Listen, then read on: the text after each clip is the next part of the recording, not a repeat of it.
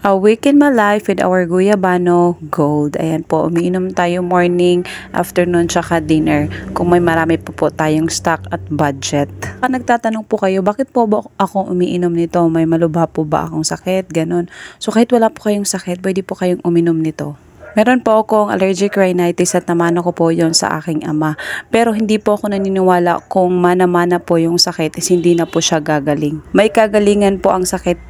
Kaya nga lang po, namamana lang po talaga siya, pero gagaling po tayo. Isa na din po yung paniniwala natin at palagi po nating pagdadasal kasabay ng paggamit ng mga herbal na product na tinitake po natin ngayon. Maganda naman po yung result ng pag-inom ko po sa Vita Plus kasi po lumalabas yung mga yellowish sa ilong ko.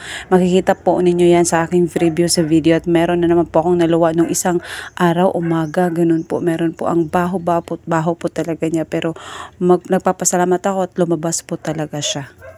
Dahil yun po ay good sign na tinatanggap po ng yung katawan yung iniinom natin.